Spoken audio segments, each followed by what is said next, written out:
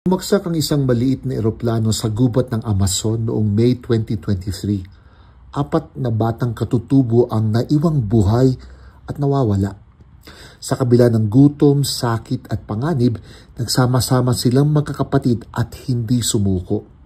Matapos ang 40 araw ng paghahanap ng mga sundalo at mga katutubong volunteers, natagpuan silang ligtas. Nagbunyi ang buong bansa ng Colombia na sumubaybay sa misyon na tinawag na Operasyon Esperanza.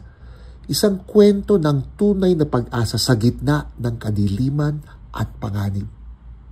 Sa Ebanghelyo, John 20 verse 1 to 9, natuklasan ni Maria Magdalena na walang laman ang libingan ni Jesus, empty tomb.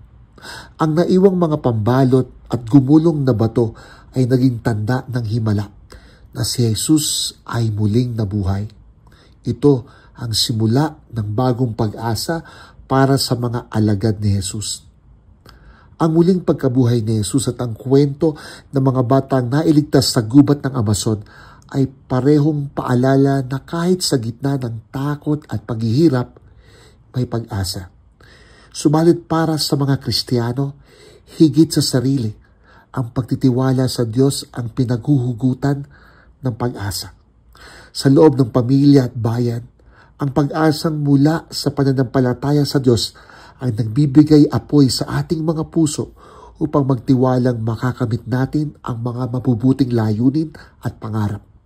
Posible ang himala sa misyon ng pag-asa.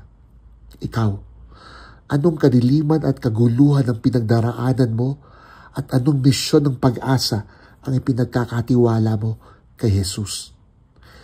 Paki-share, comment at follow ang ating conversations with Father Jerome SVD. Pakitandaan, lakasan mo ang iyong loob, pinagdarasal kita.